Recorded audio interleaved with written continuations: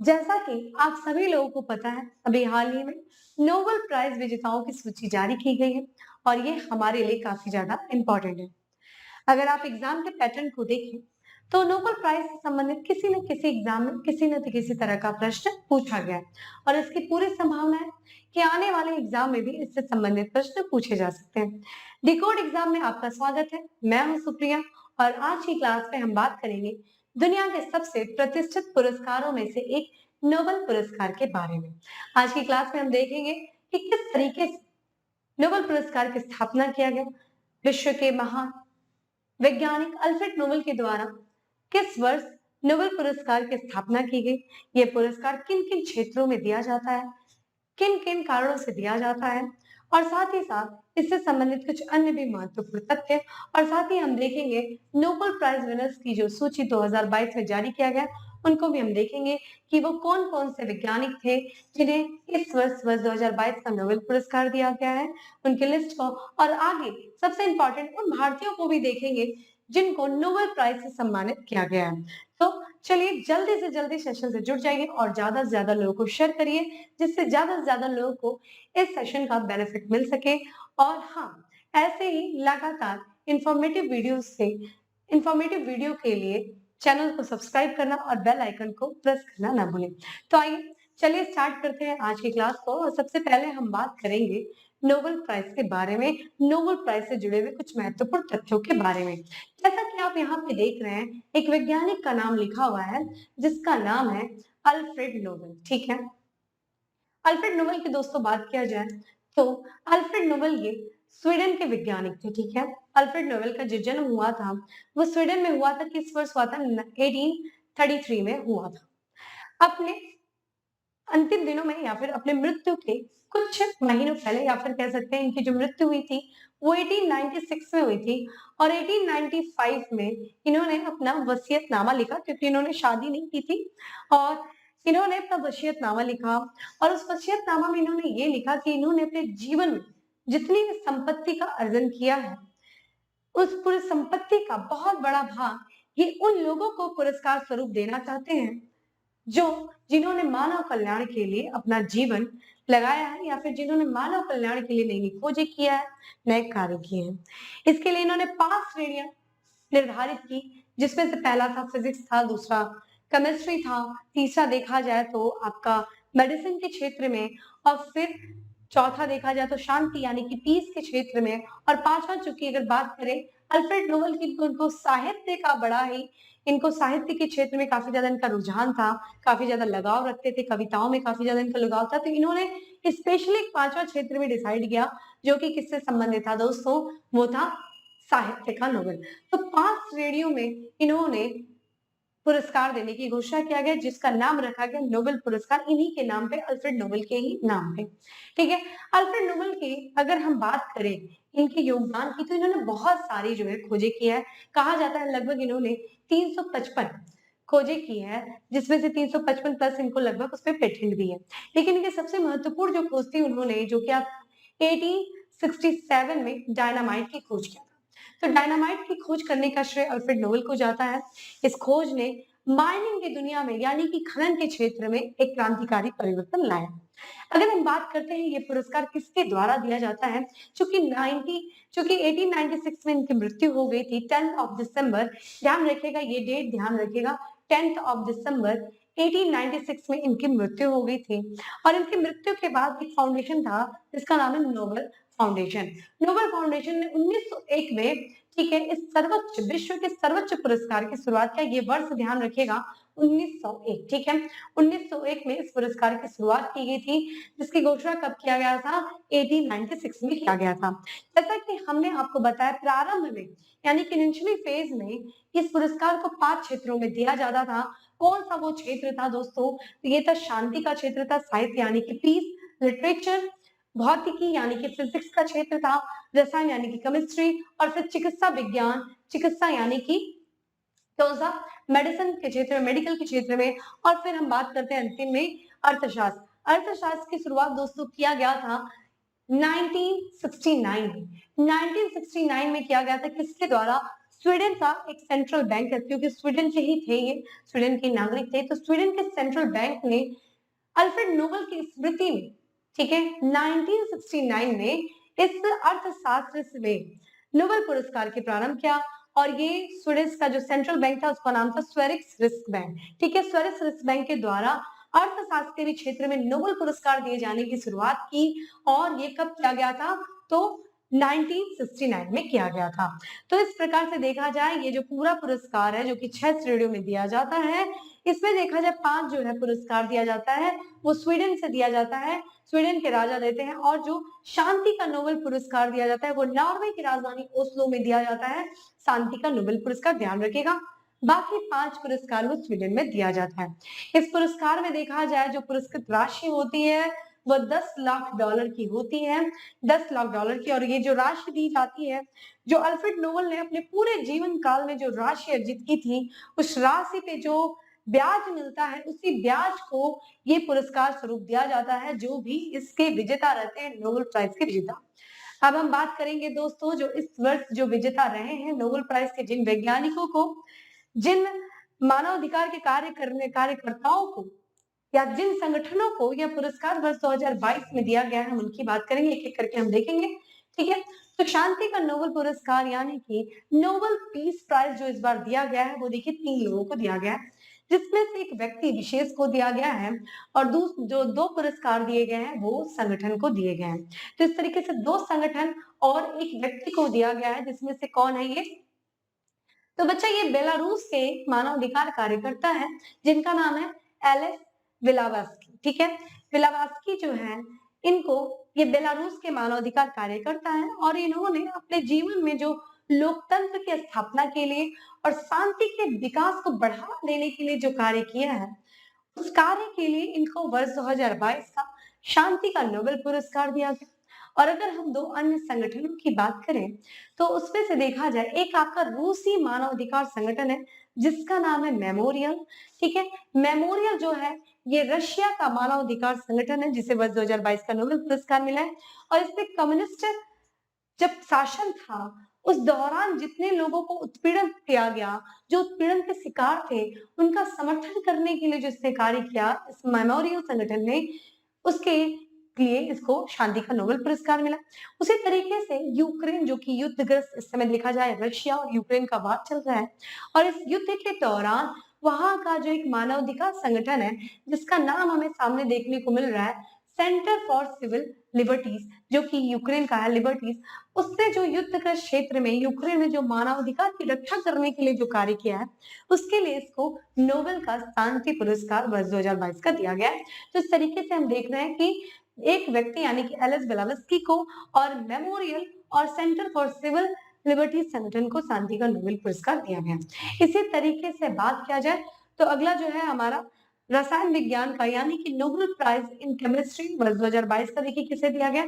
तो इस वर्ष भी हमें 3 लोगों को देखने को मिल रहा है, जिसके 2 यूएसए के हैं और एक डेनमार्क के हैं। ध्यान रखिएगा बच्चा कि एग्जाम में वैज्ञानिक तो पूछता ही पूछता है किस क्षेत्र में दिया गया, मैच द फॉलोइंग भी दे देगा, और वो किस देश से संबंधित है ये भी पूछा जाता है। बहुत से लोग ट्रिक बना लेते हैं, आप भी ट्रिक बना लीजिएगा, ट्रिक बना बना के याद करिएगा। ध्यान रखिएगा ट्रिक जब खुद की बनी होती है ना तो वो जल्दी याद होती है, ठीक है। यहाँ पे जो हमें पहले विजेता देखने को मिल रहे हैं वो है कैरोलिन बर्टोजी, ठीक है। कैरोलिन बर्टोजी जो है उनको दिया गया है रसायन विज्ञान के क्षेत्र में। और दूसरा नाम हमें देखने को मिल रहा है दोस्तों यहाँ पे मार्टिन मेडल्स, ठीक है। मार्टिन मेडल जो कि डेनमार्क के हैं, और बेरी सार्प्लेस जो कि यूएसए के हैं। इन तीनों ही वैज्ञानिकों ने देखा जाए तो क्लिक केमिस्ट्री और बायो ऑर्थोगोनल केमिस्ट्री के विकास में जो योगदान दिया है उसके लिए इनको रसायन विज्ञान का नोबेल पुरस्कार दिया गया। यहाँ पे जो हमें तीसरे वैज्ञानिक देखने को मिल रहे हैं बेरी सार्प्लेस, इनके बारे में बात किया जाए तो ये देखा जाए इनको ये दूसरा नोबेल पुरस्कार था। इसके पहले ये वर्ष 2001 में रसायन के क्षेत्र में इनको इस नोबेल पुरस्कार दिया गया था। तो इस तरीके से देखा जाए बेरी सार्प्लेस जो है नोबेल 2 बार नोबेल पुरस्कार प्राप्त करने वाले 5वें व्यक्ति बन गए। इसके पहले भी 4 ऐसे वैज्ञानिक थे जिनको 2 बार जो है नोबेल पुरस्कार दिया गया है। 5वें वैज्ञानिक बने हैं बेरी सार्प्लेस, जिनको वर्ष 2022 में और इसके साथ 2001 में भी रसायन के क्षेत्र में नोबेल पुरस्कार दिया गया था। अगली बात करें दोस्तों, तो अगली बात जो है चिकित्सा का नोबेल पुरस्कार 2022 नोबेल प्राइज इन मेडिसिन जो दिया गया है वो प्रोफेसर सवंते पावो को दिया गया है। ध्यान रखिएगा स्वीडन के हैं, ठीक है। स्वीडन के ये जो वैज्ञानिक हैं पावो, उनको दिया गया और इन्होंने देखिए क्या बताया, विलुप्त होमिनी, ठीक है, विलुप्त होमिनी और मानव विकास में जीनोम संबंधी इन्होंने खोज किया और इसी के साथ साथ इन्होंने जीनोम सीक्वेंसिंग की है किसकी, नियंडरथल।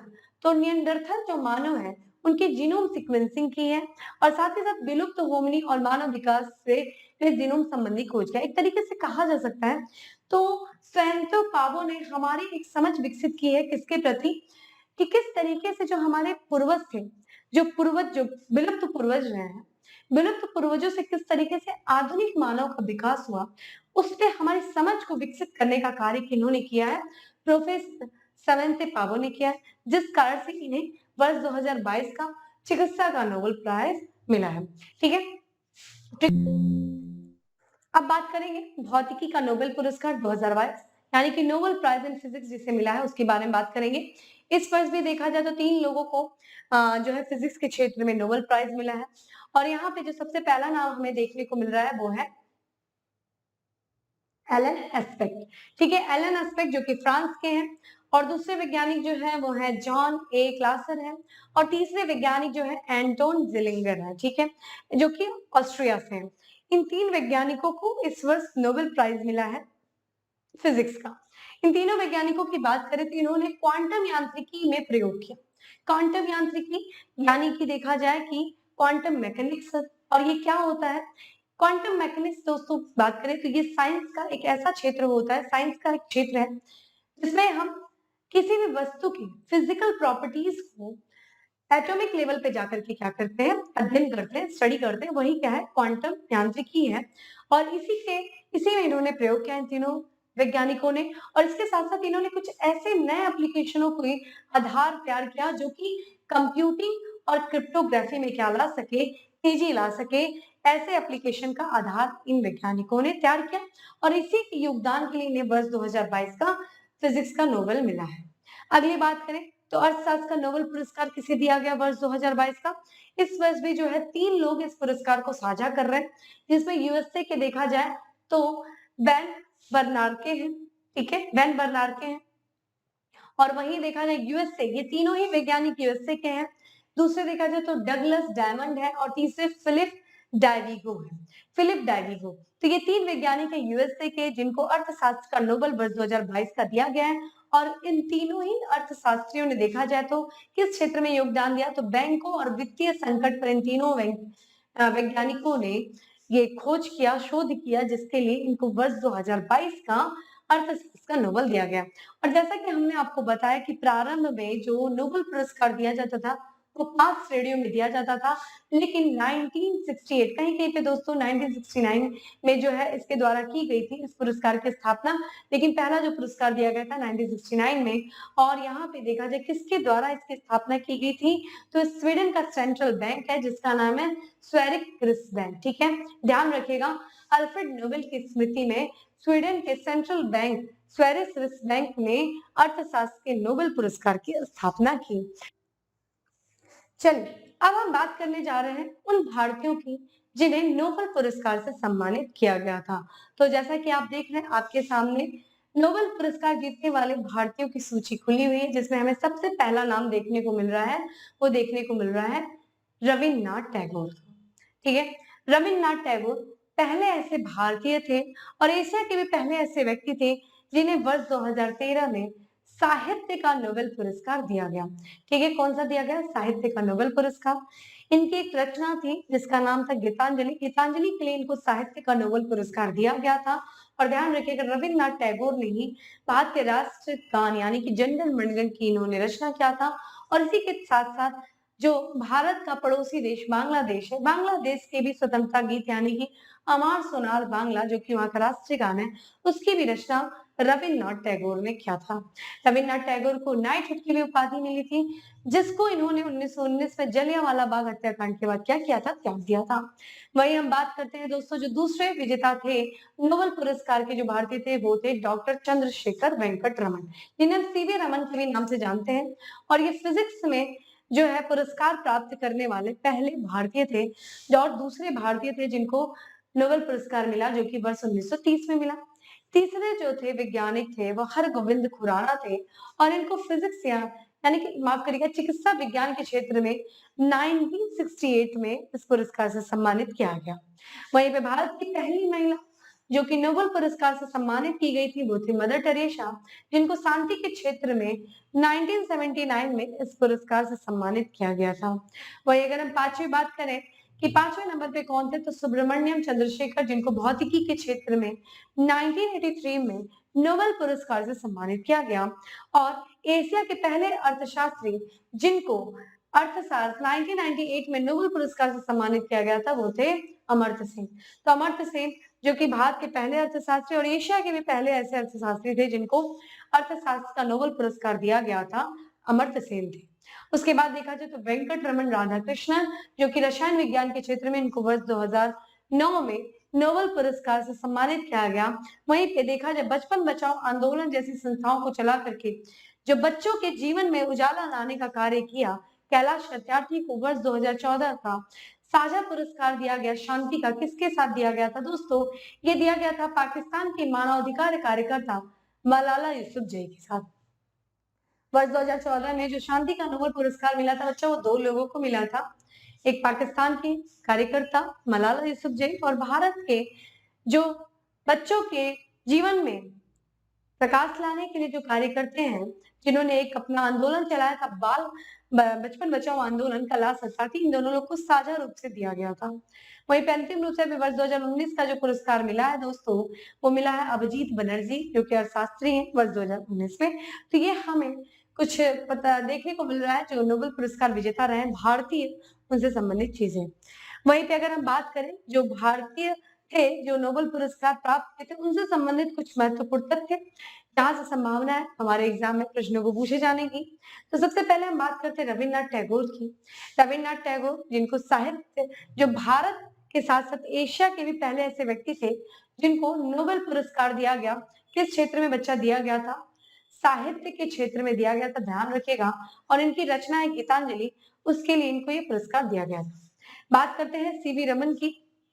सीवी रमन जो कि भारत के एक प्रसिद्ध वैज्ञानिक थे और इन्होंने दोस्तों एक प्रकाश से संबंधित उनके रमन प्रभाव के लिए ये नोबेल पुरस्कार दिया गया था। जैसा कि आप लोग जानते हैं कि सफेद रंग जो होता है वो जिस तरीके से 7 अलग-अलग रंगों में स्कैटर्ड हो जाता है और किस कारण से होता है, वो अपने वेवलेंथ के जो डिफरेंस होते हैं, उनकी जो वेवलेंथ जो 7 अलग-अलग रंग होते हैं, उन सभी रंगों के अलग-अलग वेवलेंथ होते हैं और इसी कारण से वो सफेद रंग 7 अलग-अलग रंगों में क्या होता है, स्कैटर्ड हो जाता है। तो ये किन कारणों से स्कैटर्ड हो रहा है, इसी कारणों को बताया गया था किसके द्वारा? सीवी रमन के द्वारा, जिसे रमन प्रभाव कहा गया था और इसी के लिए इनको 1930 में नोबेल पुरस्कार से क्या किया गया था, सम्मानित किया गया था। वहीं बात करें मदर टेरेसा की दोस्तों, तो ये भारत की पहली महिला थी जिनको इस पुरस्कार से सम्मानित किया गया था और 1979 में इन्हें नोबेल पुरस्कार से सम्मानित किया गया। और अर्थशास्त्र में नोबेल पुरस्कार पाने वाले जो एशिया के पहले व्यक्ति हैं वो हैं अमर्त्य सेन। ध्यान रखिएगा, अमर्त्य सेन। कमेंट बॉक्स में मुझे अमर्त्य सेन से संबंधित कुछ पुस्तकों के नाम लिख के बताइए, कुछ बुक्स के नेम लिख करके, क्योंकि कई बार एग्जाम में अमर्त्य सेन के जो बुक रही है उनसे संबंधित प्रश्न पूछे गए हैं। ठीक है, कुछ अन्य भी महत्वपूर्ण तथ्य देख लेते हैं नोबेल पुरस्कार से संबंधित, क्योंकि यहाँ से भी हमारे एग्जाम में कई बार प्रश्न पूछे गए। पूरी पॉसिबिलिटी है कि आने वाले एग्जाम में भी प्रश्न पूछे जा सकते हैं। तो चलिए बात करते हैं। सबसे पहले यहाँ पे देखिए दिया गया है कि सबसे पहला जो पुरस्कार दिया गया था नोबेल पुरस्कार, वो कब दिया गया था बच्चा? 1901 में देने की शुरुआत की गई थी। किसके द्वारा बच्चा? तो नोबेल फाउंडेशन के द्वारा दिए जाने की शुरुआत की गई थी। तो सबसे पहला जो पुरस्कार भौतिक विज्ञान में दिया गया था वो दिया गया था विलियम कॉनरेड रॉन्टजन को दिया गया था, जो कि जर्मनी के ये वैज्ञानिक है। वही अगर पूछा जाए आपसे कि 2 बार नोबेल पुरस्कार जीतने वाले अब तक की एकमात्र महिला कौन है, तो मैडम क्यूरी है। मैडम क्यूरी जिन्होंने देखा जाए रेडियम की खोज की थी और ये पोलैंड पोलैंड की है मैडम क्यूरी और इन्होंने रेडियम की खोज किया था और इनको देखा जाए 1903 में पहला पुरस्कार मिला था भौतिकी के क्षेत्र में, वहीं 1911 में इनको केमिस्ट्री के क्षेत्र में दूसरा पुरस्कार मिला था। तो इस तरीके से 2 बार जो है पुरस्कार, नोबेल पुरस्कार जीतने वाली अब तक की एकमात्र महिला कौन है? मैरी क्यूरी, ठीक है, जिसे हम मैडम क्यूरी के नाम से भी जानते हैं। वहीं पे अगर बात करें कि 2 अलग-अलग क्षेत्रों में पुरस्कार प्राप्त करने वाला पहला व्यक्ति जो थे वो है लिनस पॉलिंग है। इनको देखा जाए तो रसायन के क्षेत्र में दिया गया था, रसायन विज्ञान के क्षेत्र में 1954 में। वहीं इन्होंने शांति के क्षेत्र में जो कार्य किया उसके लिए इनको देखा जाए तो 1962 में ये पुरस्कार दिया गया था, ठीक है। वहीं अगर हम बात करें कि 3 बार नोबेल पुरस्कार से सम्मानित होने वाला एकमात्र ऐसा संगठन कौन सा है, या फिर दुनिया का एकमात्र ऐसा संगठन जिसे 3 बार नोबेल पुरस्कार से सम्मानित किया गया है, तो वो कौन सा है संगठन बच्चा? वो है रेड क्रॉस अंतरराष्ट्रीय समिति, ठीक है, जिसे 1917 में, फिर उसके बाद देखा जाए तो 1944 में, फिर उसके बाद 1963 में 3 बार नोबेल पुरस्कार से सम्मानित किया गया है। और अगर हम रेड क्रॉस की बात करें कि रेड क्रॉस की स्थापना बच्चा कब हुआ था, तो ये हुआ था बच्चा देखा जाए तो 18 माफ करिएगा कब हुआ था? यहाँ पे 1863 में हुआ था, ठीक है। 1863 में रेड क्रॉस की अंतरराष्ट्रीय समिति का गठन किया गया था, किसके द्वारा? हेनरी ड्यूनेट के द्वारा जो है किया गया था। और इसका जो हेडक्वार्टर है बच्चा वो है जेनेवा, ठीक है, जेनेवा जो कि स्विट्जरलैंड में है, इसका हेडक्वार्टर है। और इसका जो मिशन है वो मानवीय जिंदगी और सेहत को बचाना, ठीक है, ये मानवीय जिंदगी के लिए और उनके मानव की सेहत को बचाने के लिए संस्था कार्य करती है, जिसके लिए इसको 3 बार नोबेल पुरस्कार से सम्मानित किया गया। वहीं पे अगर आपसे पूछा जाए कि सबसे कम उम्र में, ठीक है, सबसे कम उम्र में नोबेल पुरस्कार प्राप्त करता कौन है, तो वो है मलाला यूसुफजई। जैसा कि हमने पहले ही बात किया, मलाला यूसुफजई को वर्ष 2014 का शांति का नोबेल पुरस्कार मिला था, किसके साथ? कैलाश सत्यार्थी जी के साथ। ये पाकिस्तान की कार्यकर्ता है और मात्र 17 वर्ष की उम्र में इनको क्या किया गया था? नोबेल पुरस्कार से सम्मानित किया गया था। वहीं पे बात करें कि सबसे उम्रदराज शख्सियत जिन्हें नोबेल पुरस्कार दिया गया है, नोबेल प्राइज, वो दिया गया है जॉन गुडेनफ को, ठीक है। जॉन गुडेनफ की बात किया जाए दोस्तों तो इन्हें वर्ष 2019 में जो है, वर्ष 2019 में जो है ये पुरस्कार दिया गया, केमिस्ट्री के क्षेत्र में इनको ये दिया गया था। तो इस तरीके से देखें तो नोबेल प्राइज से संबंधित कुछ महत्वपूर्ण तथ्य हमें देखने को मिल रहे हैं, ठीक है, जो कि काफी ज्यादा इंपॉर्टेंट है। और कुछ आप भी कोशिश करिएगा कि कुछ इसी तरीके से नोबेल पुरस्कार से संबंधित कुछ अन्य तथ्यों को भी जानने की, और अगर आपको कुछ नया पता चलता है तो कमेंट बॉक्स में बताने की भी कोशिश करिएगा, ठीक है। तो दोस्तों इस तरीके से था हमारा नोबेल प्राइज से संबंधित महत्वपूर्ण तथ्य, जिसमें आज की क्लास में हम लोगों ने देखा कि किस तरीके से अल्फ्रेड नोबेल के द्वारा नोबेल प्राइज की स्थापना की गई, किस तरीके से पहले प्रारंभ में ये 5 क्षेत्रों में दिया जाता था और आगे चल करके 1969 में स्वीडन के सेंट्रल बैंक यानी कि स्वेरिक्स बैंक के द्वारा अर्थशास्त्र में नोबेल पुरस्कार दिए जाने की शुरुआत की गई और पूरे 6 श्रेणियों में नोबेल पुरस्कार दिया जाता है। ध्यान रखिएगा एक और इम्पोर्टेंट चीज कि नोबेल पुरस्कार की जो घोषणा की जाती है वो अक्टूबर महीने में किया जाता है, जैसे कि अभी इस वर्ष किया गया है 10 अक्टूबर को जो है अंतिम सूची जारी की गई थी। लेकिन ये जो पुरस्कार जो दिया जाता है वो 10 दिसंबर को दिया जाता है। ध्यान रखिएगा कब दिया जाता है? 10 दिसंबर को दिया जाता है। 10 दिसंबर को क्यों? क्योंकि बच्चा अल्फ्रेड नोबेल की जो है इसी वर्ष यानी कि 10 दिसंबर को 10th ऑफ दिसंबर 1896 में इसी दिन मृत्यु हुई थी और इसी दिन जो है इस पुरस्कार से सम्मानित किया जाता है उनकी पुण्यतिथि पे। तो 10 दिसंबर को ये पुरस्कार दिया जाएगा और अन्य भी इसी तरीके से कुछ और भी इंफॉर्मेशन, इसी से इंफॉर्मेटिव वीडियो के लिए हमारे साथ जुड़े रहिए, डिकोड एग्जाम से जुड़े रहिए। फिर मिलते हैं हम अपने नेक्स्ट सेशन में, तब तक के लिए have a good day, stay safe and stay happy.